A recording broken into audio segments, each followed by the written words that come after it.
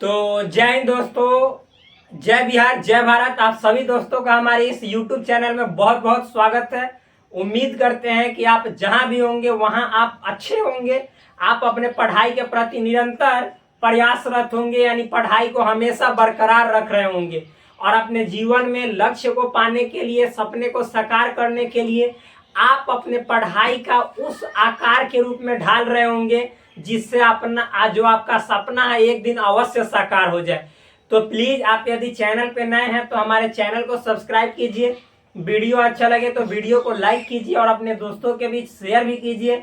और जो भी कमी दिखाई दे वीडियो में तो प्लीज आप अपने कमेंट बॉक्स में हमें कमेंट करें ताकि मैं उस कमेंट को पढ़ के और आपकी जो भी शिकायत है उसके अनुसार मैं अपने आप में इम्प्रूवमेंट यानी सुधार ला सकूं। तो चलिए हम शुरू करते हैं अपने क्लास को। हम यहाँ पे ऑफलाइन भी शुरू करते हैं, साथ ही साथ ऑनलाइन भी यूज करते हैं दोनों।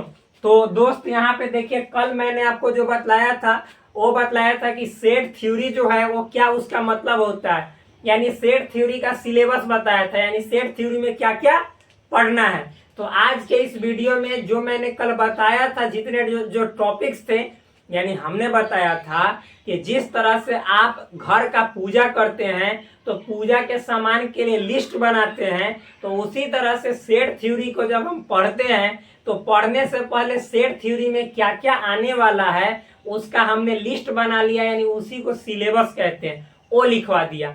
तो आज के इस वीडियो में हम उस लिस्ट के अनुसार एक एक चीज को, जैसे पूजा के सामान को खरीदते हैं तो उसी तरह से हम एक एक चीज को खरीदने का प्रयास करेंगे कि वास्तव में ये चीज क्या है। खरीदने का मतलब है कि समझने का यहाँ पे प्रयास करेंगे, ठीक। तो देखिए हम जो शुरू करने वाले हैं वो क्या शुरू करने वाले हैं, सेट थ्योरी। तो सेट थ्योरी में सेट क्या है, सेट, जिसको हिंदी में कहते हैं समुच्चय। क्या कहते हैं, समुच्चय।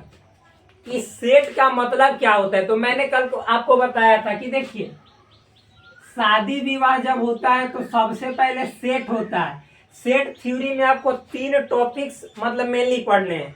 एक सेट पढ़ना है, एक रिलेशन पढ़ना है, एक फंक्शन पढ़ना है। और फंक्शन बहुत टाइप्स के होते हैं। जैसे जब हम फंक्शन वाला चैप्टर पढ़ाएंगे तो उसमें बताएंगे कि फंक्शन बहुत तरह के होते हैं। जैसे आप अलजेब्रिक फंक्शन पढ़िएगा, फिर उसके बाद उसमें एक्सपोनेंशियल फंक्शन पढ़िएगा, ट्रिग्नोमेट्रिक फंक्शन पढ़िएगा, फिर उसके बाद आप उसमें बहुत तरह के फंक्शन होते हैं। और मैं आपको बतला रहा हूँ, जैसे उसमें आपको पढ़ना है जीरो फंक्शन पढ़ना है, यूनिट फंक्शन पढ़ना है। भाई मेरे इतने फंक्शन है। रेशनल फंक्शन क्या होता है, एक एक फंक्शन के बारे में आपको मैं बताऊंगा जब फंक्शन पढ़ाऊंगा। तो फंक्शन कह देने का मतलब ही होता है ऑल टाइप्स का फंक्शन। जितने भी प्रकार के फलन हैं उन सभी प्रकार के फलनों को हम शामिल कर लिए, केवल फंक्शन बोल दिए तो ही। तो देखिए सेट थ्योरी, तो सेट थ्योरी कहने का मतलब है कि सेट उसमें आएगा, रिलेशन आएगा, फंक्शन आएगा। क्या आएगा, रिलेशन, फिर उसके बाद आएगा फंक्शन। तो आप समझिएगा, देखिए जितने जो ऑफलाइन वाले हैं आप समझ रहे हैं ना, आ रहा है समझ में कि ना? Yes sir. बहुत अच्छा। तो प्लीज यहाँ पे सेट, रिलेशन, फंक्शन। सेट को हिंदी में कहते हैं समुच्चय। क्या कहते हैं, समुच्चय। और रिलेशन को कहते हैं संबंध। क्या कहते हैं, संबंध। और फंक्शन को क्या कहते हैं, फलन। अब देखिए इसको हम अपने दैनिक जीवन से जोड़ कर समझते हैं, डेली लाइफ से, ठीक।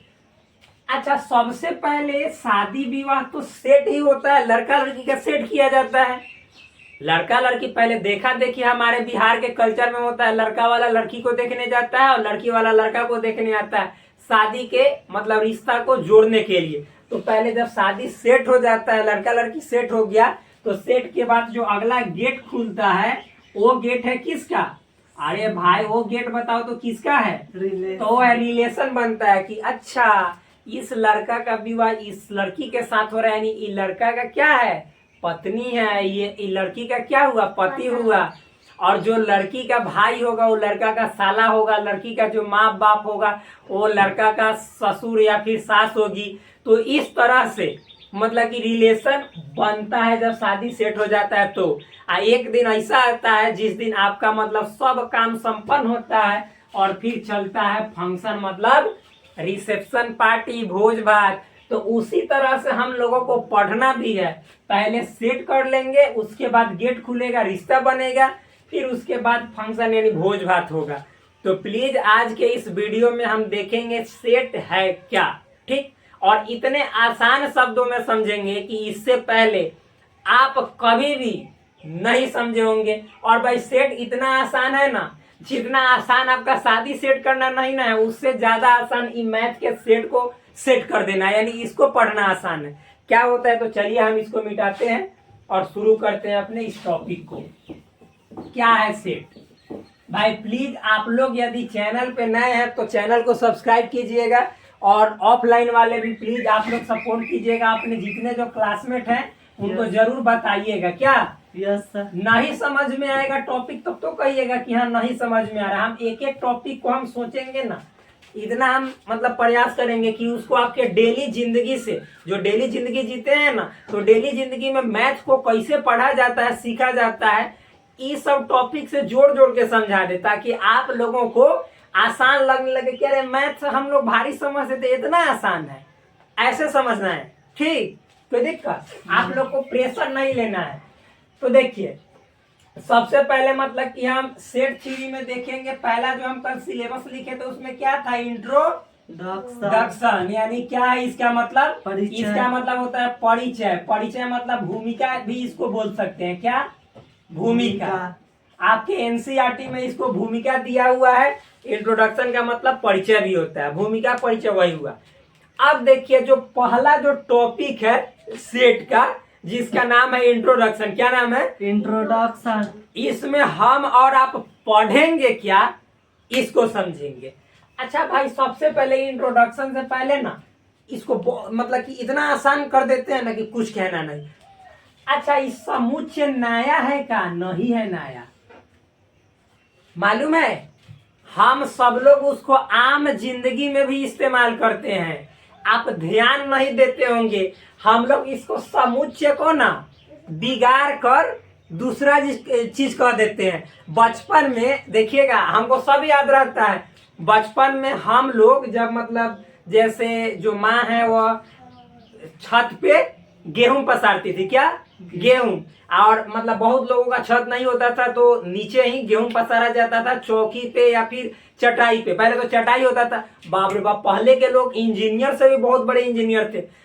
बस समझ जाइए चटाई को किस तरह से बुनना है, बांधना है, ये डिजाइन था। यानी हर चीज अपना से बना के, मतलब जो चीज आज मार्केट में मिलता है वो सब जो है सो डिजाइन हमारे जो माताएं बहनें हैं जो अपने हाथों से बनाती थी, उसी का तो डिजाइन किया गया है। आज वही चाइनीज चटाई मिल रहा है। हम लोग के घर पे नेचुरल चटाई बनता था। समझ जाइए हाथ में कला कितना था, लेकिन आज लोग उस कला को भूलते जा रहे हैं, जो कि बहुत ही दुख की बात है। मतलब समझिए तो यह हमारे संस्कृति को मिटाने वाली बात है कि ना। तो पहले उसी चटाई पे मतलब सोते भी थे, और फिर लोग मतलब सो लिए तो सुबह में धो धा के और उस पे फिर गेहूं पसारा जाता था।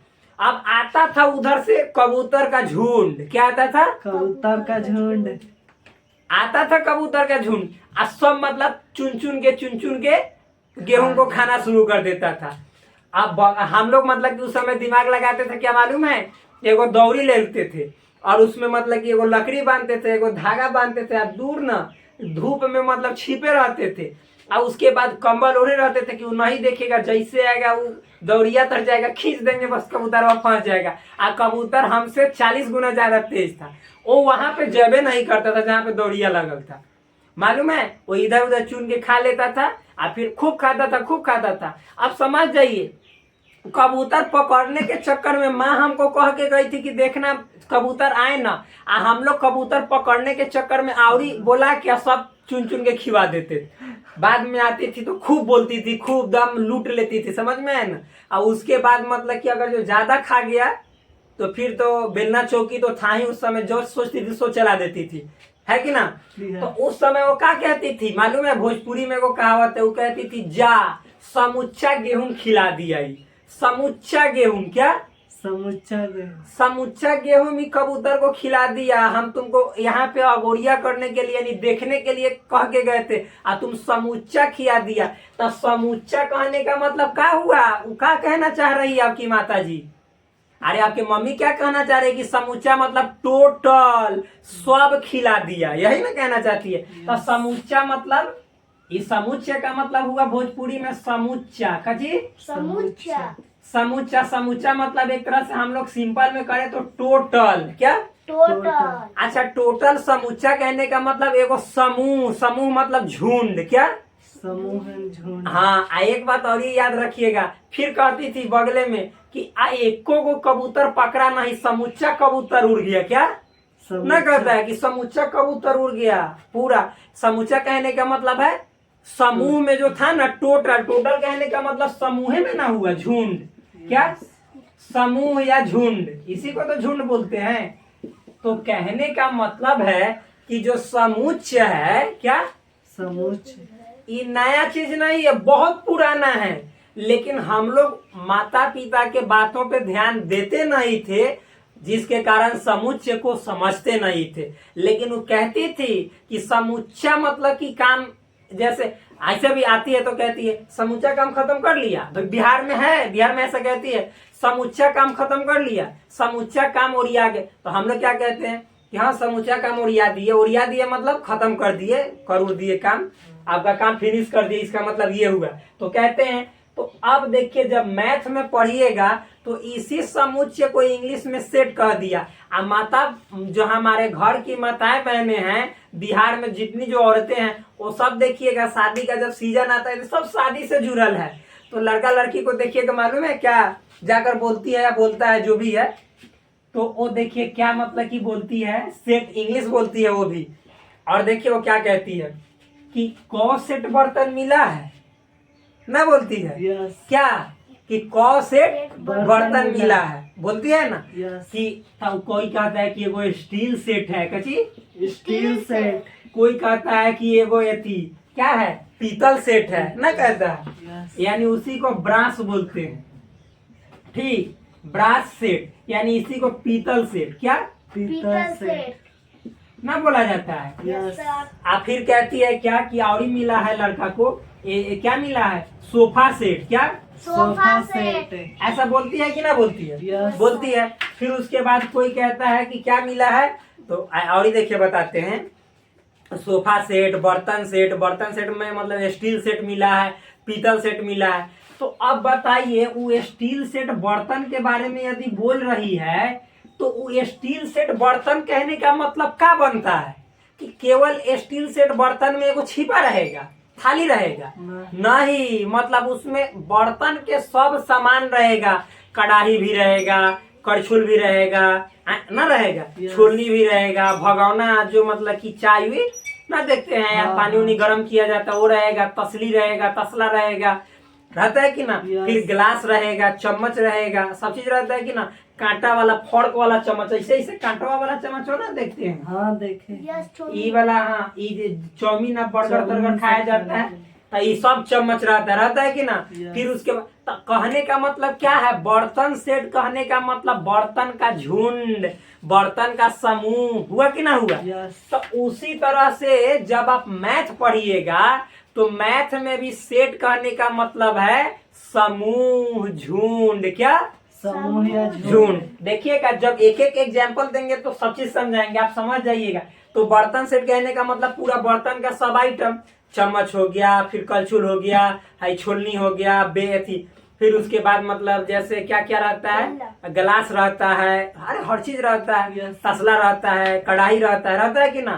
फिर उसका ढकना रहता है, भाई सब चीज रहता है, आप जो जो जानते होंगे सब चीज रहता है। सोफा सेट, सोफा सेट में बैठने वाला कुर्सी, टेबल, उस सोफा सेट का नहीं का मतलब हो गया टेबल, कुर्सी उर्सी जितना ओकरा साथे मिलता है ना, सेट कहे तो एगो मतलब हुआ कि एगो कुर्सी हो गया तो सोफा सेट, नहीं भाई, कुर्सी टेबल उबल जितना चीज है वो सब चीज उसमें शामिल हो गया कि ना हो गया। यस, अच्छा, एक और बात आता है, आप लोग सुने होंगे मोबाइल सेट, क्या मोबाइल सेट, मोबाइल सेट।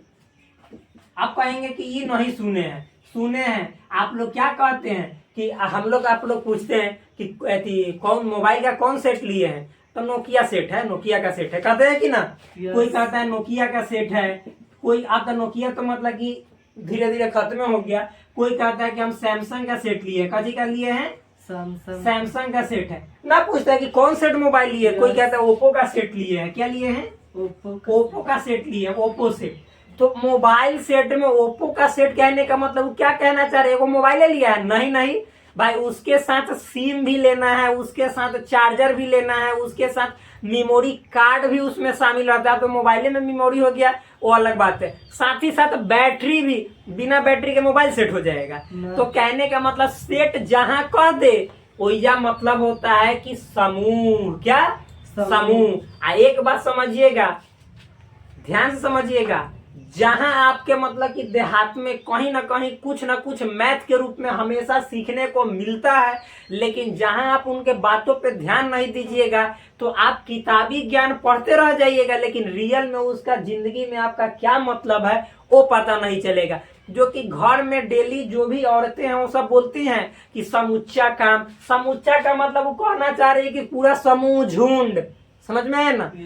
उसी तरह से ये जो समुच्चय है, इस समुच्चय का क्या बहुत ज्यादा इस्तेमाल हमारे घरों में होता है, लेकिन हम उनकी बातों पे ध्यान नहीं देते हैं, जिसके कारण समुच्चय को नहीं समझ पाते हैं। तो आप मैथ में भी पढ़िएगा तो मैथ में भी समुच्चय का मतलब क्या होता है, समूह, क्या, समूह। अच्छा, तो इतना समझ में आया, बहुत सुंदर। तो अब इंट्रोडक्शन में जो हम बताए हैं यही इसका इंट्रोडक्शन है, यही इसका परिचय है कि हम जो समुच्चय है वो क्या होता है। तो एक तरह का समूह होता है, दुनिया में कोई भी चीज हो उसके समूह को क्या कहेंगे, समुच्चय कहेंगे। लेकिन कैसा समूह होना चाहिए ये भी समझना जरूरी है, समझ में है ना। तो आगे के बाद मतलब कि जब हम टॉपिक पढ़ाएंगे उसमें बात करेंगे, तो पहले इसको और समझ लेते हैं। इंट्रोडक्शन में देखिए भाई, जो समुच्चय है, एक बार जो एक मैथमेटिक्स, देखिए आधुनिक में करें आजकल के मतलब कि जैसे दुनिया में, तो इसको सामने मैथ के किताब में लोगों के सामने लाने का जो काम किए ना, एगो मतलब जो मैथमेटिशियन थे, मतलब गणित को जानने वाले थे, जो जर्मनी के थे, क्या, जर्मनी के जॉर्ज कैंटर थे। कौन थे, जॉर्ज कैंटर। जॉर्ज कैंटर जो कि मतलब कि जैसे ना 19वीं शताब्दी में, किसमें, 19वीं शताब्दी। अब देखिएगा 19वीं शताब्दी में एक बात आपको समझाते हैं। 19वीं शताब्दी का मतलब होता है ना 1800 से लेकर, क्या, 1800 से लेकर 1900 ईस्वी के बीच में जौन जौन काम होता है ना, तो उसी को कहा जाता है 19वीं शताब्दी। क्या कहा जाता है, 19वीं शताब्दी। मतलब 1800 से 1900 के बीच में जो चीज काम हुआ तो इसको 19वीं शताब्दी बोला जाता है। यानी जो आने वाला होता है ना उसी का नाम मतलब कि जैसे रखा जाता है। जैसे अभी देखिए, अभी कितना चल रहा है, 2025 चल रहा है ना। 2025 में 100 कौन, मतलब 2000 के बाद कितना 100 आता है, 2100 ना आता है। तो 2100 आता है। तो 2025 वाला जो समय चल रहा है तो इसको शताब्दी में बोलेंगे तो क्या बोलेंगे, 21वीं शताब्दी। इंग्लिश में 21st सेंचुरी, क्या, 21st सेंचुरी। तो वही जो है मतलब जो समुच्चय है, क्या, जो समुच्चय है, सेट है। तो सेट के बारे में एक मैथमेटिशियन थे जो कि जर्मनी के थे। कहाँ के थे, जर्मनी के, जिनका नाम था जॉर्ज कैंटर। क्या नाम था, जॉर्ज कैंटर, जिनका जन्म एक तरह से देखा जाए तो ऐसा मतलब कि 1845 में हुआ था और अपना जीवन पर्यंत यानी 1918 तक काम करते रहे, मैथ के फील्ड में अपना योगदान देते रहे।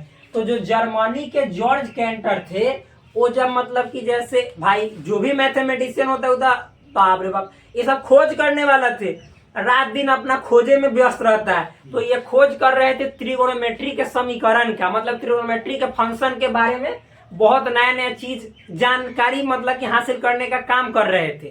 तो वही काम करते करते ना इनको एक जरूरत पड़ा ना, जैसे जो समूह होता है अभी ना बताया समूह, तो उसका जरूरत पड़ा।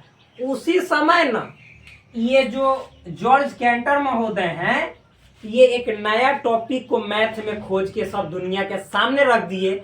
और एक बात याद रखिएगा, वो कहें कि देखो इस समीकरण को जो मतलब फंक्शन है त्रिगोनोमेट्री के उसको सॉल्व करना है तो आपको मैथ में सेट को जानना पड़ेगा ना, तो ये समुच्चय जो फंक्शन है, जो त्रिकोणमिति का फंक्शन है, वो कहियो बनेगा नहीं। यानी कहने का मतलब है कि एगो काम हई काम करने के लिए ना एगो दोसर काम ऐसा चाहिए जो ई काम के बारे में आप जब तक न जानिएगा। मान लीजिए कि एगो घर बनाना है, तो इस घर का ऊपर तक पहुंचने के लिए, मसाला ले जाने के लिए एक ऐसा मशीन बनाना है जिसको नहीं बनाइएगा तो घर का ढलाई नहीं होगा। तो उसी तरह से ही खोज कर काम कर रहे थे त्रिकोणमिति पे, किस पे? ट्रिग्नोमेट्री पे। लेकिन इनको जरूरत पड़ गया एक ऐसा चीज का जिसी जरूरत में समूच का पूरा खोज हो गया। जैसे इस ढलाई, छत के ढलाई में एक ऐसा मशीन का जरूरत पड़ा कि मशीन का एगो खोज हो गया जो छत के किसी भी छत को ढाल देगा, समझ में है ना। तो उसी तरह से ऐसा ही त्रिकोणमिति का काम कर रहे थे और समूच का खोज हो गया, समझ में है ना। तो कौन किए? George canter. कहाँ के थे? जर्मनी के। तो एक एक चीज हम यहाँ पे लिखेंगे, आप लोग भी लिखिएगा, हम ऐसे ही नहीं बढ़ेंगे, लिखते चलेंगे, ठीक। आप समझिए, सब चीज लिखेंगे। तो इतना हो जाने के बाद, समझने के बाद आगे समझिएगा। तो जो जॉर्ज कैंटर महोदय थे, उन्होंने बताया कि देखो भाई, समुच्चय को जब तक तुम नहीं जानोगे, सेट को जब तक तुम नहीं जानोगे, नहीं समझोगे, तब तक याद रखिएगा, मतलब मैथ में त्रिकोणमिति के क्वेश्चंस को अच्छे तरीके से नहीं समझ पाओगे, हल नहीं कर पाओगे। जब हम पढ़ाएंगे ना आपको भाई, त्रिकोणमिति पढ़ाएंगे, फंक्शन जो त्रिकोणमिति फंक्शन होता है उसको पढ़ाएंगे, तो आपको सब चीज पढ़ना है। उसमें रेंज पढ़ना है, यानी परास क्या होता है, डोमेन पढ़ना है, को डोमेन पढ़ना है। तो जब बताएंगे तब समझ में आएगा कि हाँ आप ठीक बोल रहे थे, कि वो ठीक कह के गए थे कि जब तक सेट नहीं आएगा तब तक जो त्रिकोणमिति का फंक्शन है उसका गेट नहीं खुलेगा। पक्का बोलिएगा, क्योंकि डोमेन, को डोमेन, रेंज तेंज निकालने में ना भाई सेट का इस्तेमाल बहुत ही ज्यादा होता है, और सेट का दैनिक जीवन में भी इस्तेमाल बहुत होता है। जब हम अभी पढ़ाएंगे तब बताएंगे आपको कि सेट का वास्तव में क्या इस्तेमाल है, क्या जरूरत है, ठीक। ऐसे देखिए, तो इतना समझ में आया कि ना आया? आ गया। बहुत अच्छा तरीका से, यस, बहुत अच्छा। तो देखिए, कोई आपसे पूछेगा कि सेट का इस्तेमाल है कि ना है? है, बहुत ज्यादा है। जैसे एक बात याद रखिएगा, घर बनवाते हैं ना, यस, तो घर बनवाते हैं तो पिलर होता है ना, और पिलर पर पूरा घर खड़ा होता है। तो पिलर क्या है? आधार है, बेस है। तो उसी तरह से सेट जो है ना, क्या सेट, आज जो आजकल का मैथ पढ़ते हैं उसका जड़ है, बेस है। पेड़ पौधा किस पे खड़ा रहता है? जड़ पे। जितना ज्यादा मजबूत जड़ होगा उतना ही ज्यादा मजबूत पेड़ होगा, वरना जड़ कमजोर तो आंधी में तुरंत उखड़ के गिर जाएगा, जहाँ पेड़ धराशायी हो गया, जमीन पे गिर गया। तो भाई मैथ में जो सेट है, आज के मैथमेटिक्स में और टॉपिक को पढ़ने के लिए जड़ का काम करता है।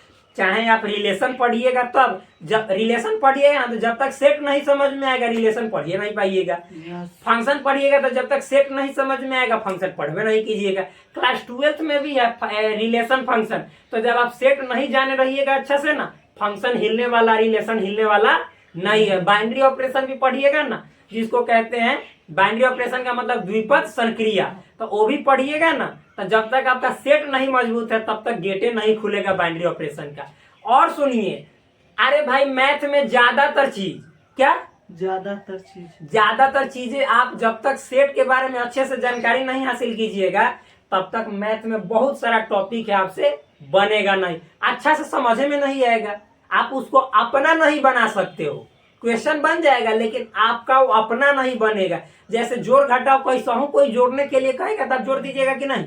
यस। और उसी तरह से सेट जब समझ में आ जाएगा तो कैसा हूं कोई मोड़ के दे, आप उसको तोड़ दीजिएगा कि नहीं? एकदम पूरा तरह से तोड़ दीजिएगा। तो भाई सेट जो है मैथ का जड़ है। क्या है?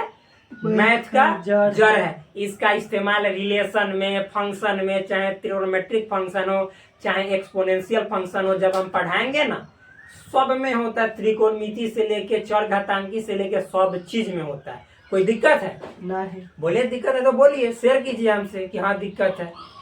नहीं समझ रहे। अच्छा से समझ में आ रहा है ना? हम केवल इसके बारे में बतला रहे हैं, अभी टॉपिक नहीं आगे बढ़ाए हैं, समझ में है ना? और समझिएगा।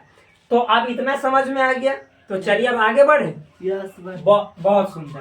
तो देखिए लिख रहे हैं यहाँ पे हम समुच्चय, क्या समुच्चय। समुच्चय, ये वाला मिटा देते हैं।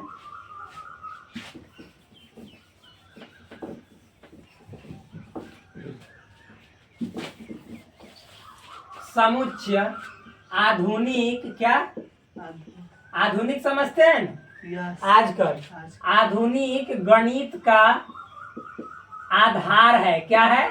आधार। आधार है यानी जड़ है। भाई बिना समुच्चय के आप मतलब कि रिलेशन को नहीं समझ सकते हो, फंक्शन को नहीं समझ सकते हो, यहाँ तक कि ज्यामिति को भी नहीं समझ सकते हो। ज्यामिति मतलब ज्योमेट्री। ज्योमेट्री क्या होता है आप क्लास 10th में पढ़े होंगे ना? पढ़े थे ज्यामिति, Yes, जो पढ़े प्रकाल थे। तरकाल से सब बनाते थे, इंस्ट्रूमेंट बॉक्स Yes. सब से। तो वो सब में भी जो सेट थ्योरी है उसका इस्तेमाल होता है, लेकिन आप लोगों को वहां पता नहीं चलता था। जो भी चीज है, जो संख्या है, वो सब क्या है? सेट। अरे सेट ही तो है एक प्रकार का। Yes. तो वही बात है। तो इतना समझ में आया। यहाँ पे लिखते हैं सर्वप्रथम, क्या? सर्वप्रथम सर्वप्रथम समुच्चय के बारे में, समुच्चय के बारे में जर्मनी के जॉर्ज कैंटर ने 19वीं शताब्दी में, कब? 19वीं शताब्दी में। शताब्दी 19वीं शताब्दी में सेट के बारे में, मतलब समुच्चय के बारे में, ठीक है। सर्वप्रथम समुच्चय के बारे में जर्मनी के जॉर्ज कैंटर ने 19वीं शताब्दी में मतलब कैसे लिख रहे हैं? दुनिया के सामने रखा। देखिए, सर्वप्रथम समुच्चय के बारे में जर्मनी के जॉर्ज कैंटर ने 19वीं शताब्दी में दुनिया के सामने रखा या दुनिया को बताया। क्या? दुनिया को बताया। देखिए, मतलब ऐसा नहीं था कि जैसे ये पहले से नहीं था। पहले से समुच्चय का इस्तेमाल हम तो अभी बताएं कि हमारे जो माताएं बहनें हैं, जो हमारे मतलब कि इस भारतीय संस्कृति की जो औरतें हैं, वो सब कहती थी समुच्चा मतलब कि चढ़ गया, समुच्चा बर्बाद कर दिया। तो समुच्चा का मतलब वो समुच्चय ही है, उसको भोजपुरी में बिगाड़ के समुच्चा बोल रही है, वरना है तो समुच्चय ही। इस शुद्ध हिंदी में हम लोग लिख दिए, वो बिगाड़ के कहते हैं। समझ में? आप लोग हिंदी में पढ़ते होंगे तत्सम तद्भव, तो तत्सम प्योर होता है, तद्भव उसका बिगड़ा हुआ रूप होता है ना, समझे? हाँ। तो वही बात है। तो इतना समझ में आया ना? यस। अब चलिए, अब हम लोग इसी में क्या बढ़ते हैं? आगे बढ़ते हैं। क्या? आगे बढ़ते हैं। अब समझ में आएगा आपको। तो देखिए, एक बात यहाँ तक सीख लिए कि समुच्चय गणित का क्या है? आधार है, जड़ है। और फिर उसके बाद समुच्चय के बारे में कौन बतलाए थे? तो जर्मनी के जॉर्ज कैंटर। कहाँ के थे? जर्मनी के थे। और बताने वाले कौन थे? George canter. ये जब अपना मतलब क्वेश्चन सॉल्व कर रहे थे, काम कर रहे थे किस पे? त्रिकोणमिति के फंक्शन पे, इक्वेशन पे। तो उसके मतलब सॉल्व करते समय इन्होंने समुच्चय के बारे में बताया था और लोगों को। इतना समझ में आया ना? बहुत अच्छा तरीका से। अब चलिए, ये इंट्रो का पार्ट था, इंट्रोडक्शन में। अब क्या होता है इसको परिभाषित करते हैं। क्या बेटा इसको? हाँ। कोई दिक्कत नहीं। बहुत अच्छा। अब चलिए आगे देखते हैं। हम लोग एक एक टॉपिक पढ़ाएंगे, एक एक टॉपिक। ये तो अभी शुरुआत है, ठीक? यस। अभी देखिए, आगे समझिएगा। अब दूसरा जो टॉपिक था, उस टॉपिक को हम बतलाने जा रहे हैं, जिस टॉपिक को डेफिनेशन कहते हैं। क्या? डेफिनेशन, यानी इसको हिंदी में कहते हैं परिभाषा। क्या? परिभाषा। क्या होता है सेट? अरे भाई, जैसे आप कहते हैं संज्ञा किसे कहते हैं? तो आप कहते हैं ना कि दुनिया में कोई भी वस्तु हो, उसके नामों को संज्ञा कहते हैं। यानी दुनिया में कोई भी चीज हो, उसके नाम को क्या कहते हैं? संज्ञा कहते हैं। तो उसी तरह से कोई आपसे पूछेगा समुच्चय सेट कहते किसको है, इसके बारे में बतलाओ, तो आप क्या कहेंगे वो समझिए, ठीक? देखिए, ऐसे तो मैथ में, जैसे गणित में यदि बात बोले तो सेट को मतलब कि कहते किसको है, ये आज तक कोई बताइए नहीं पाया है ना, मतलब बताया जा सकेगा। ये मतलब कि एक तरह से इसको समझाया जा सकता है, लेकिन सेट को एग्जैक्ट कहते किसको है उसको नहीं बताया जा सकता, ठीक? तो उसी तरह से एक मतलब कि जैसे समझिए तो बहुत ज्यादा लोग पढ़ाई करके आ जो रस थोड़ा निकाला उहे दुनिया के सामने साबित किया ना कि सेठ है क्या, उस सामने दुनिया को बताया, और उसी को हम और आप रटते चलते हैं। ठीक, समझिएगा। तो हम उसी को लिख रहे हैं। देखिए उन लोगों ने सामने क्या बताया है कि सुपरिभाषित, क्या सुपरिभाषित सुपरिभाषित वस्तुओं के, क्या है, सुपरिभाषित वस्तुओं के संग्रह को समुच्चय कहते हैं। क्या कहते हैं? समुच्चय कहते हैं। सुपरिभाषित वस्तुओं के संग्रह को, यानी लिखेंगे कलेक्शन ऑफ, क्या, collection of, a collection of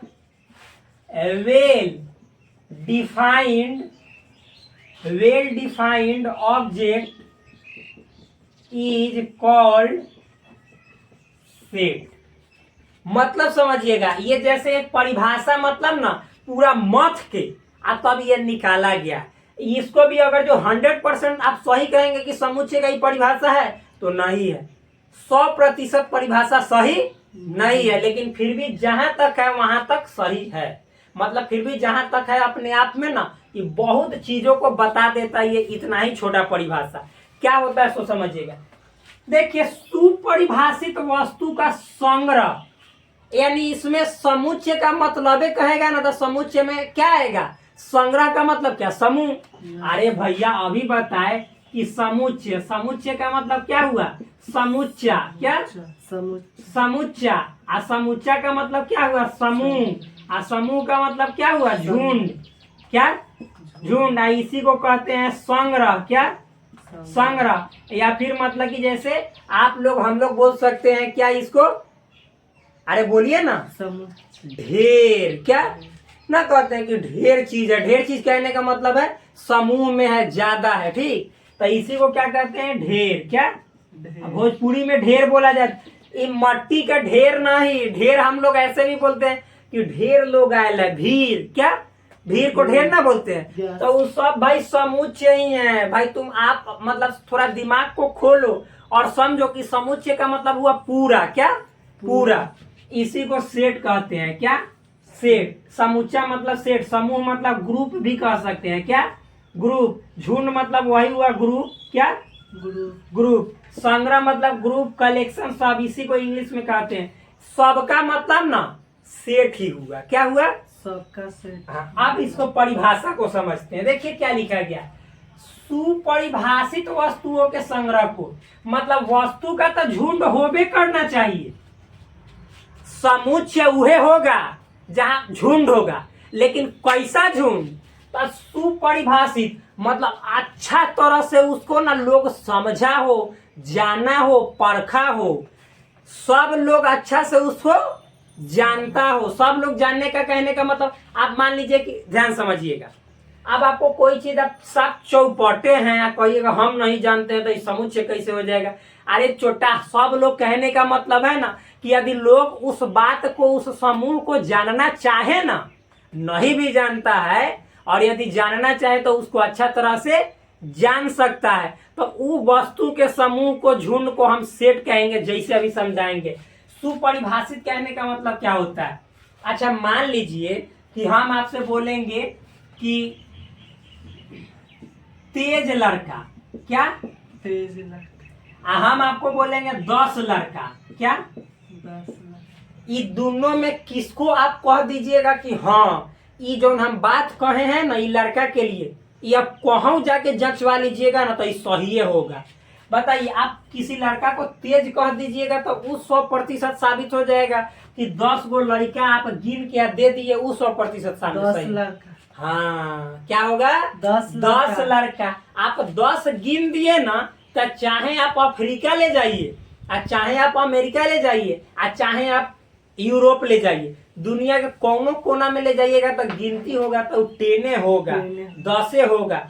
लेकिन तेज, आपके घरवा में तेज है, अब बाहरवा में जाके वो तेज ना होके बल्कि सब भोदू हो जाएगा, चौपट हो जाएगा, समझ में है ना? तो तेज कहने का मतलब, आप तेज को ना मतलब आप तेज कह दिए, आपके नजर में तेज हो गया, लेकिन मान लीजिए उनके नजर में सब भोदुए हो, चौथुए हो, वो कुछ चिरकुटे हो, कुछ नहीं जानता हो, तब तो तेज तो उ बेचारा दिक्कत हो जाएगा। तेज मतलब लड़का बुर्बक बन गया। लेकिन आप 10 लड़का बोले तो उनको पास भेजिएगा तो वो कहेंगे 9 है, नहीं वो 10 से गिनेंगे तो कहेंगे। 10 होगा। तो आप बताइए कि दोनों, मान लीजिए 10 गो तेज लड़का है, क्या 10 गो तेज लड़का, तो मान लीजिए कि वो लड़का को आपने तेज कह के भेजा कि हई सब तेज है। ध्यान से समझिएगा, 5 गो तेज लड़का को भेजा, सबको कहा कि ये सब तेज है। लेकिन ओइजा गया तो हमें से 4 गो भोदू निकल गया, एगो उसके लायक निकला। फिर वो लायक निकला, वो दूसरे के यहाँ भेजा तो वो लायक नहीं निकला तेज में, वो मूर्ख बन गया, चौपट बन गया। तो ये तो सब जगह सही नहीं ना हुआ। नहीं लेकिन आपको कहा गया कि कैसनो 10 गो लड़का भेजो, तो आप भेजे तो आप 10 गो गिन के भेजे तो वहां पे जाएगा तो 9 गो गिनाएगा का, नहीं, वो 10 10 गो कहेगा। यानी ये बात जहां जहां वो भेजेगा सब जगह 10 गो सही होगा। लेकिन तेज कह दीजिएगा तो उस समूह तो है लेकिन सुपरिभाषित, यानी वो अच्छा तरह से परिभाषित नहीं है कि कितना जानेगा तो उसको तेज कहेंगे। समझ में आया कि हतना चीज जान लेगा तो उसको तेज कह देंगे, ऐसा है बात? ऐसा बात है कि इतना चीज जानने वाला को तेज कह देंगे? नहीं। तो यही बात है कि दोनों झुंडे हैं लेकिन अच्छा से पूरा तरह से हर कोई को समझने वाला झुंड है 10 लड़का, ई वाला नहीं। तो ई समुच्च होगा लेकिन ई छोटा तेज वाला समुच्च नहीं होगा। समझ में आया? यस। तो इससे क्या थोड़ा सा दिमाग खुला कि जौन अच्छा से ना समझ में आ जाए, गिना जाए, वो सेट होता है, या जो ना आए वो सेट नहीं होता। अब कहेंगे कि मतलब कि बुद्धिमान लोगों का ना, मतलब मान लीजिए झुंड जा रहा है, क्या बुद्धिमान लोगों का झुंड। आप बताइए कोई कितना चीज जानेगा तो उसको लोग बुद्धिमान कहेगा, या सीखे हैं क्या कहीं? मतलब कितना जानने वाला को बुद्धिमान कहेगा, ये कहीं लिखल है? नहीं ना। इसका कोई फिक्स लिमिट है कि इतना जान जाएगा तरे ये बुद्धिमान है, ऐसा बात है? नहीं। मान लीजिए कि वो उतना जान जाएगा तो बुद्धिमान है, एक ऐसा काम करने का है जिसमें उसको कुछ जानकारी नहीं, आप पढ़ने में खूब तेज है, ठीक, आपको कह दिया गया कि आप पढ़ने में तेज है, थोड़ा हर चीजवा को समझाइए तो बता दीजिए। तो कोई मशीन मतलब कि आपको काम करने के लिए कहा गया तो आप उस मशीन पे बैठे तो फ्रेंड्स आप हमें कुछ बदला बदला सा देख रहे होंगे। कारण मालूम है, सुबह जब हम वीडियो शूट कर रहे थे पढ़ाने समय, तो उस समय जो वीडियो था अचानक मोबाइल मतलब कि बहुत कम चार्ज था, जिसके कारण स्विच ऑफ हो गया बनाते बनाते ही। तो उस वीडियो को मैं अभी कंटिन्यू कर रहा हूँ। तो उस समय मैं आपको बतला रहा था कि समुच्चय में यदि देखा जाए तो बुद्धिमान लोगों का समूह, क्या बुद्धिमान लोगों का समूह, बताइए कि यह समुच्चय होगा कि ना होगा। तो मैं आपको समझा रहा था कि अच्छा बताइए बुद्धिमान, कितना जानने वाला को आप बुद्धिमान कहेंगे, कितना वो उसके पास बुद्धि भरल होगा कि आप उसको बुद्धिमान कह दीजिएगा। इसका आपको कोई सीमा है? आप मतलब कंफर्म कह सकते हैं कि कोई आदमी इतना जानेगा, यानी भाई उस जानने के सीमा को आप तय कैसे कर सकते हैं? बुद्धिमान आदमी का बुद्धि गिना है क्या? अरे ऐसे समझो ना, बुद्धिमान आदमी के बुद्धि को गिन लीजिएगा कि 10 गो बुद्धि है, 20 गो बुद्धि है, कहियो नहीं गिनाएगा। गिनाएगा बुद्धि किसी का आज तक गिनाया है? नहीं ना। तो एक बात ऐसे भी समझ लीजिएगा कि जौन समूह नु चोट्टा गिनावे नहीं करेगा, इस समूह ना बोल रहा है। तो जौन चीज का समूह, झुंड, ग्रुप गिनावे नहीं करेगा, उसको काउंटे नहीं कर पाएंगे, तो वो कहियो सेट नहीं होगा, यानी डिफाइंडे नहीं है कि कितना जानने वाला को हम बुद्धिमान कहेंगे। यानी बुद्धि को गिनना चाहे तो वो गिन नहीं पाएंगे, काउंट नहीं कर पाएंगे। तो जब जौन चीज को काउंट नहीं कर पाएंगे, वो चीज का समूह अच्छा तरह से डिफाइंड कैसे है? जो चीज को काउंटे नहीं कीजिएगा वो डिफाइंड नहीं है। इसीलिए बुद्धिमान लोगों का समूह, तो लोगों का समूह सेट होगा, लेकिन बुद्धिमान, जैसे यहाँ से अगर जो काट दे इसको, तो लोगों का समूह यानी ग्रुप ऑफ पीपल, ये सेट होगा, ये सेट के अंदर में आ जाएगा। क्यों? क्योंकि लोग को आप गिन सकते हैं, काउंट कर सकते हैं। लोग किसको बोला जाता है? हम, आप, ये सब लोग हैं। तो ये अच्छे तरह से डिफाइंड है कि इनको लोग कहेंगे। लेकिन बुद्धिमान कोनो फील्ड में कोई बहुत ज़्यादा जान रहा हो, दूसरा फील्ड में उसको कभी नहीं आता हो, समझ में आए ना। कोई ट्रैक्टर बनाने का खूब अच्छा से नियम जान रहा हो और ट्रैक्टर चलाने के लिए कहा जाएगा उसे चलिए नहीं रहा हो, तो वो तो बुद्धिमान वहाँ पे नहीं हो, तो उसकी बुद्धि गोल हो गई, तब तो फिर दिक्कत वाली बात हो जाएगी, ये परिभाषा गलत हो जाएगा। तो जो चीज़ अच्छा से डिफाइन नहीं है वो चीज़ का समूह कहेगा, झुंड कहेगा, सेट कहेगा, तो कहियो सेट वास्तव में होगा नहीं, यानी उसके झुंड को कभी सेट कहेंगे नहीं। अब चलिए हम कुछ एग्जाम्पल्स आपके सामने रखते हैं, आप उसको थोड़ा सा हिला के सॉल्व कीजिए, तो दिमाग को हिलाना है, ठीक। तो देखिए यहाँ पे मतलब कि हम दे रहे हैं कुछ एग्जाम्पल, आपके एनसीईआरटी से भी समझेंगे कि रहेगा, कोई दिक्कत नहीं है, इतना एग्जाम्पल रहेगा तो फिर गर्दा छोड़ा दीजिएगा। तो देखिए आपसे पूछेंगे कि बताइएगा सेट है कि ना है। 1 नंबर एग्जाम्पल लिख रहे हैं, विश्व के सभी जानवरों का समूह। दूसरा है गणित के अच्छे प्रोफेसरों का समूह। अगला है भारत की नदियों का समूह। अगला है ताश के पत्तों का समूह। आगे है यहाँ पे लिख रहे हैं 10 से कम छोटी प्राकृत विषम संख्याओं का समूह।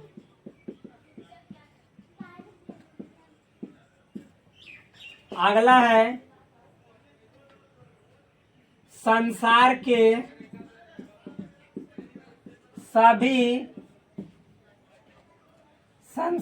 सभी काले लोगों का समूह।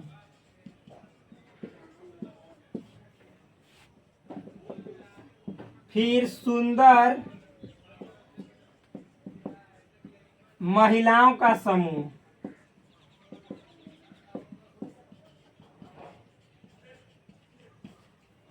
आगे लिख रहे हैं विश्व के 10 सर्वश्रेष्ठ बल्लेबाजों का समूह। मान लीजिए हमने इतने सारे एग्जाम्पल्स आपके सामने रखे, अब इन सभी उदाहरणों को देखकर और आप सेट का एक एक क्वेश्चन जो इस पैटर्न का है, इस टाइप का है, एकदम चुटकियों में सॉल्व कर दोगे पक्का। देखो अभी हम देखिए कुछ चीजें बतला रहे हैं, ठीक। सेट को पहचानने का तरीका, कुछ चीजों को आप समझ लीजिएगा तो इजी वे में सेट को दम हुमच के बना सकते हो। कैसे? देखो भाई, समूह तो सेट होता है, लेकिन कैसा समूह? तो वेल डिफाइंड, यानी जिसको लोग अच्छा तरह से उसको जान सकता है। फिर साथ ही साथ वो सब जगह ना, मतलब जहां पे उस चीज को मतलब देखा जाए, उस क्वेश्चन को पढ़ा जाए तो सब जगह सत्य साबित हो, यानी हर एक जगह उस क्वेश्चन का कुछ ना कुछ मतलब निकले, यानी उसको अच्छे तरीके से आप परिभाषित कहीं भी कर सकते हो। तो यदि वैसे चीजों का समूह होगा तो उसको सेट में डालेंगे, सेट होगा। अब समझिए दूसरी बात, आप एक सिंपल सा फंडा याद कर लीजिए कि जहां पर विशेषण आएगा, विशेषण जानते हैं ना हिंदी में, विशेषण कहने का मतलब है एडजेक्टिव। एडजेक्टिव कहने का मतलब है ना कि जांच, मतलब कोई आदमी के या कोई भी चीज का खासियत रहेगा ना, गुण, जैसे अच्छा बुरा, विशेषण यही सब ना है। अच्छा बुरा, काला मोटा, पतला दुबला, फिर मतलब ईमानदार चोर, समझ में आया ना। अच्छा, फिर मतलब कि जैसे सुंदर, फिर चालाक, तो ये सब जितना जो एडजेक्टिव है मतलब विशेषण है, गुण है, तो जहां पे गुण जुड़ जाएगा और वहां पे समूह दे चाहे फमूह दे कुछो दे ना, तो उस सेट में शामिल नहीं होगा।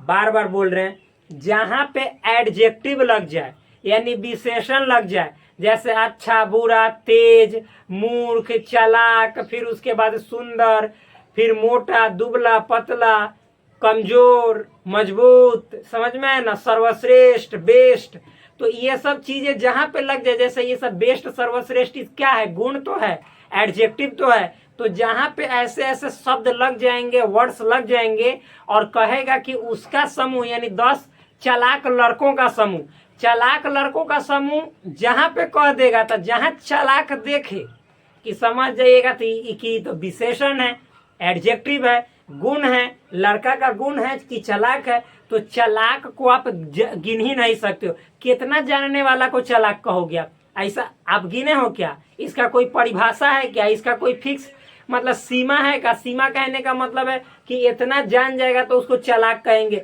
जैसे देखो ध्यान से, हम जानते हैं कि जो लड़का 100 नंबर ला लेता है तो कहते हैं ना कि शतक ला लिया, शतक पार कर गया। तो उसी तरह से कितना जान जाएगा तो उसको चालाक कहेंगे।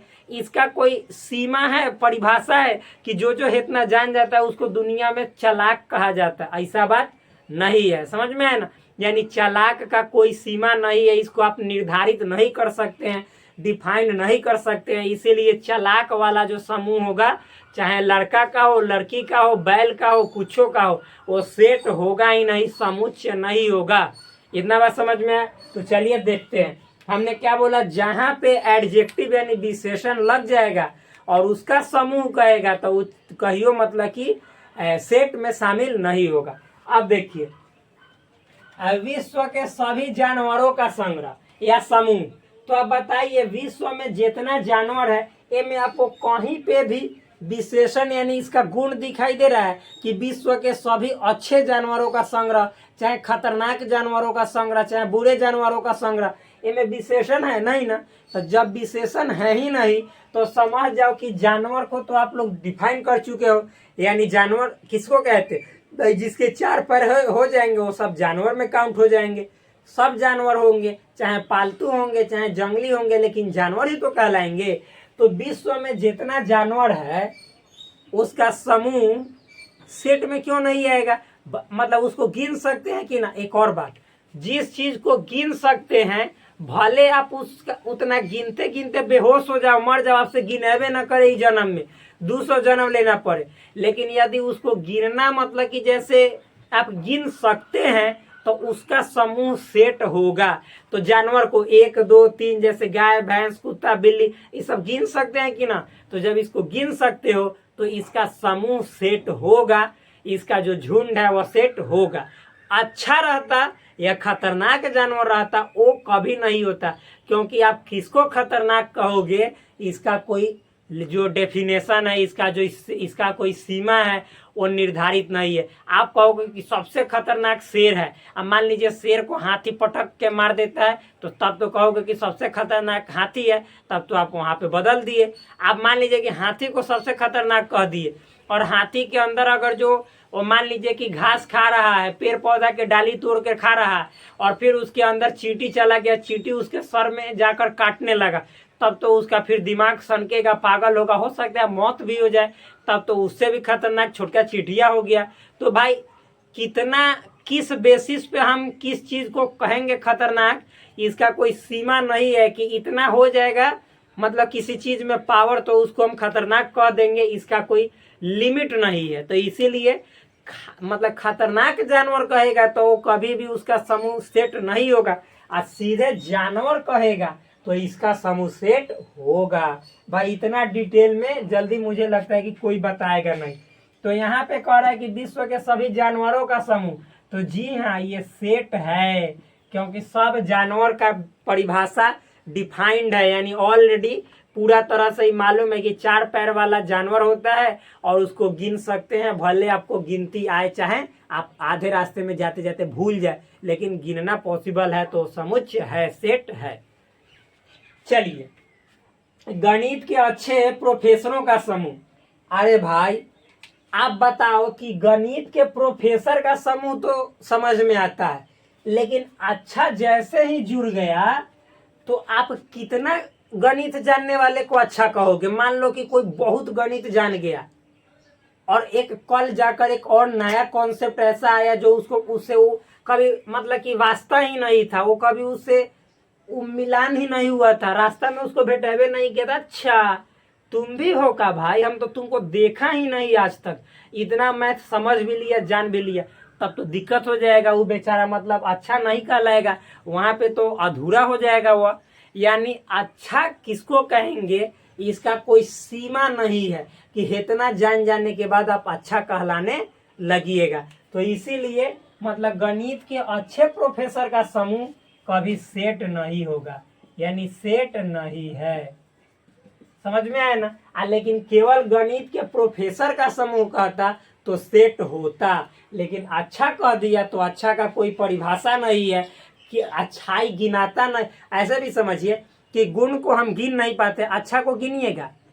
कितना अच्छा है आप उसको कैसे गिन लेंगे, कोई कितना खतरनाक है उसको कैसे गिन लेंगे, कोई कितना काला है उस काला को गिन सकते हैं क्या, कोई कितना बुरा है उसको गिन सकते हैं क्या, कोई कितना खतरनाक है उसको गिन सकते हैं, कोई कितना सुंदर है उसको गिन सकते हैं, कोई कितना कुरूप है अगली है उसको गिन सकते हैं, कोई कितना बेवकूफ है इसको गिन सकते हैं नहीं ना। तो जिसको नहीं गिन सकते हैं तो वो समुच्चय नहीं है। बस सिंपल सा एक फंडा है। आगे देखिए, भारत की नदियों का समूह। अब आप ही बताइए कि भारत में जितना नदी होगा रिवर तो न गिनते हैं, गंगा यमुना, अरे भाई गिनते हैं ना, गंगा यमुना, फिर उसके बाद कोसी, सोन नदी, कृष्णा, कावेरी, गोदावरी, नर्मदा, सिंधु, फिर चेनाब, सतलज, रावी, ब्यास, ये सब नहीं गिनते हैं, सब गिनते हैं, झेलम। समझ में है ना। फिर उसके बाद मतलब लूनी नदी, माही नदी, कमी है नदी का भारत में, ब्रह्मपुत्र नदी, भारत तो नदियों की भूमि है। समझ में है ना। तो यहाँ पे बहुत सारी नदियां हैं, लेकिन सब नदियों को हम क्या नहीं गिन सकते हैं, गिन सकते हैं। समझ में है ना। लेकिन वही कहता भारत के सबसे मतलब खतरनाक नदी जो मतलब पूरा जैसे दुनिया में मतलब फेमस है कि ये सब कुछ दहा बहा कर ले जाती है, तो खतरनाक नदी कहेगा तो मान लीजिए कि आप कौची के बेस पे खतरनाक कहेंगे।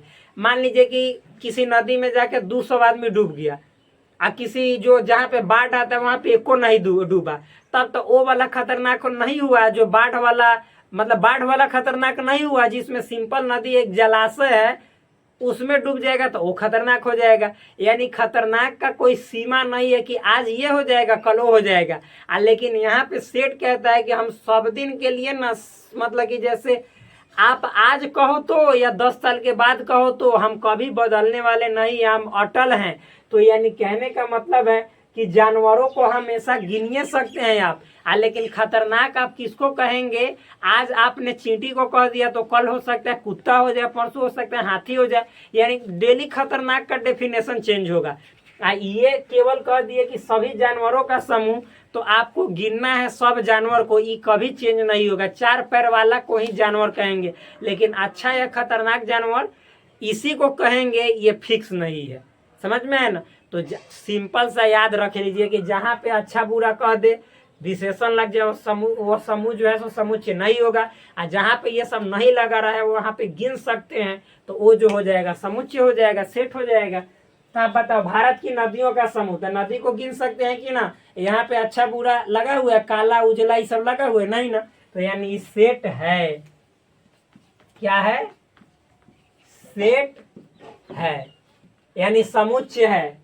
आगे देखिए, ताश के पत्तों का समूह। अरे भाई ताश में जितने जो पत्ता होते हैं, मान लीजिए 52 पत्ते होते हैं, तो क्या उसको नहीं गिन सकते हैं, गिन सकते हैं। तो ये वाला जो है सो सेट है। फिर आपसे कहेगा कि कह रहा है कि 10 से कम छोटी प्राकृत संख्याओं का समूह। तो 10 से कम मतलब कि यहाँ लिखना चाहिए 10 से छोटी, 10 से छोटी प्राकृत संख्याओं का समूह। तो मेरे भाई आपको है क्या, प्राकृत विषम संख्या तो आप नहीं जानते हैं। नेचुरल नंबर, इवन नंबर सब पढ़ा दिए हैं, किसे नेचुरल नंबर कहते हैं, किसे इवन नंबर कहते हैं। 10 से छोटी, यानी 10 से छोटका लेना है। और क्या लेना है, नेचुरल होना चाहिए, इवन नहीं होना चाहिए, ऑड होना चाहिए। विषम संख्या का मतलब ऑड होता है, बाय मिस्टेक बोल दिए, ऑड नंबर। तो आप बताइए ऑड नंबर क्या होता है, 1, फिर 3, 5, 7, 9, ये सभी क्या है, ऑड नंबर है। ऑड नंबर का डेफिनेशन क्या है, जो 2 से नहीं कटता है। तो ये सब 2 से नहीं कटता है। अब समझिए ये सब मतलब क्या, प्राकृतिक नहीं है, यानी नेचुरल नहीं है ना।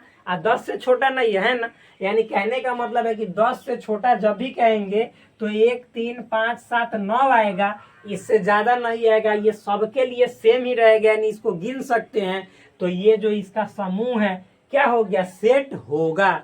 यानी ये जो है सो सेट है, इसको गिन सकते हैं, सेट है। आप गिनिएगा तो सेम ही आंसर होगा, दूसर कोई गिनेंगे तो सेम ही आंसर होगा, बदलेगा नहीं। आगे देखिए, संसार के सभी काले लोगों का समूह। तो जहां पे भाई आ गया काला, तो ये बेचारा बन गया दिलवाला। क्यों, क्योंकि काला लोग का कोई परिभाषा नहीं है कि कितना जो उसका चाम कड़िया होगा कि उसको हम काला बोलेंगे, इसका कोई परिभाषा नहीं है। तो मतलब इसका कोई, अच्छा काला गिनाएगा, कितना कालापन है आप में गिनाएगा, इस कड़िया को गिन सकते हैं नहीं ना। तो जिसको नहीं गिन सकते वो उसका समूह जो है सो मतलब क्या, सेट होगा ही नहीं। पहले ही बोल दिए कि जिसको नहीं गिनेंगे, यानी जो विशेषण होगा वो कभी भी सेट नहीं होगा, यानी ये जो है सो सेट नहीं होगा, सेट नहीं है। आगे देखिए, सुंदर महिलाओं का समूह। अब यहाँ पे जो कह रहा है सुंदर महिलाओं का समूह, भाई महिला का समूह तो समझ में आता है, यानी जितनी जो लेडीज होंगी उनको गिन सकते हैं। तो ये तो समुच्चय, जो इसका समूह है वह समुच्चय होगा। लेकिन आपको सुंदर महिला का कह रहा है, तो किसको सुंदर कहेंगे, किसका चाम कितना गोरा होगा तो आप सुंदर कहेंगे। उस चमवा के गोराई को गिन सकते हैं नहीं ना। तो जब उसके गोराई को गिनिए नहीं सकते हैं तो ये समुच्चय होगा ही नहीं, सेट होगा ही नहीं। तो ये सेट नहीं है,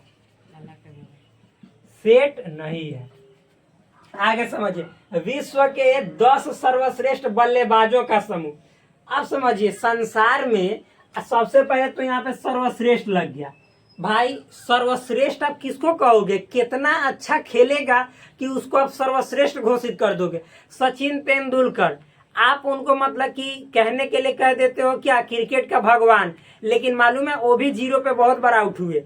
आप विराट कोहली को कहते हो सबसे अच्छा बल्लेबाज है, बैट्समैन है, यानी बल्लेबाज का मतलब बैट्समैन। तो आप इसको कहोगे तो ये भी 0 पे कहीं कहीं आउट हो जाता है। तो इसका मतलब विराट कोहली भी पूरी तरह से मतलब दुनिया के सर्वश्रेष्ठ का कोई परिभाषा नहीं है। मान लीजिए कि आप कहोगे कि जो 100 रन मारेगा वो सर्वश्रेष्ठ होगा, और कहियो वही आदमी 0 रन मार देगा, तब तो सबसे खराब हो जाएगा, तब तो उसका मतलब कि परिभाषा बदल गया। भाई सेट जो होता है वो हम हर कंडीशन में अपने आप को ना हमेशा सही साबित करता है, गलत नहीं होगा। जैसे देखो, हम बोले हैं कि 10 से छोटी प्राकृत संख्याओं का समूह विषम प्राकृत संख्याओं का, तो आप यहाँ पे कहोगे तभी 1, 1, 3, 5, 7, 9 होगा। अच्छा, आप दुनिया के किसी भी कोना में जाकर कहो तभी भी इतना ही होगा। यानी कहने का मतलब है कि ये सबके लिए बराबर ही होगा। आप मतलब कि सभी जानवर को गिनने की बात करते हो, तो हम भी जो जानवर होगा उसी को गिनेंगे, या जो दूसरा होगा वो भी जानवरे को गिनेगा, और सब गिन लेगा कि हाँ 4 पैर वाला को जानवर कहेंगे। लेकिन खतरनाक जानवर नहीं डिफाइन कर सकते हैं कि किसको कहेंगे।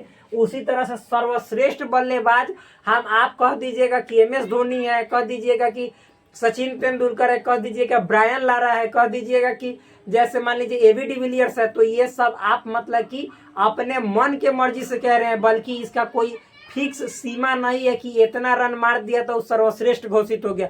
कल को आके उससे ज्यादा रन मार दे तब तो वो दूसरा सर्वश्रेष्ठ हो जाएगा, तब तो वो सर्वश्रेष्ठ मतलब खत्म हो गया। सेट कहता है कि हम हर कंडीशन में ना, हमको जो भी कहे ना, तो आप जो बोले हैं वो दूसरा भी वही बोले। तब आप तो आज ब्रायन लारा को कह रहे हैं, MS धोनी को कर रहे हैं, विराट कोहली को। अब 5 साल के बाद तुरंत कोई कह देगा जो सूर्यवंशी है, वैभव सूर्यवंशी, वो 2 साल के बाद तो वो सबके लिए सर्वश्रेष्ठ हो जाएगा। यानी भाई इसका कोई सीमा नहीं है। तो इसीलिए ये जो है विश्व के 10 सर्वश्रेष्ठ बल्लेबाजों का समूह कभी भी आपका सेट नहीं होगा, यानी सेट नहीं है। इतना समझ में आया ना। तो जब हम इससे रिलेटेड यानी इस टॉपिक से रिलेटेड क्वेश्चन आंसर बताएंगे आपके एनसीईआरटी बुक से और किसी भी पब्लिकेशन से, बहुत सारा एग्जाम्पल यहाँ पे लिखूंगा, तो पूरा आपको क्लियर हो जाएगा कि वास्तव में सेट को कैसे पहचानना है।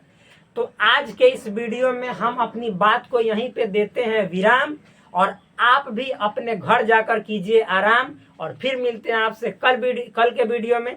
तब तक के लिए धन्यवाद। प्लीज चैनल पे आए हैं तो चैनल को सब्सक्राइब कीजिए और वीडियो को लाइक कीजिए, साथ ही साथ कमेंट भी करें और अपने दोस्तों के बीच शेयर भी करें, जिससे हमको मोटिवेशन मिले। तो और हम 2-4 वीडियो और डेली का डेली बढ़ा के बना के आपके सामने रखें और आपका सिलेबस जल्दी से जल्दी खत्म करें, जिससे आपको फ्री में जितने जो वीडियो लेक्चर हैं वह मिले और आपका तैयारी अच्छा से जाए। जय हिंद साथियों।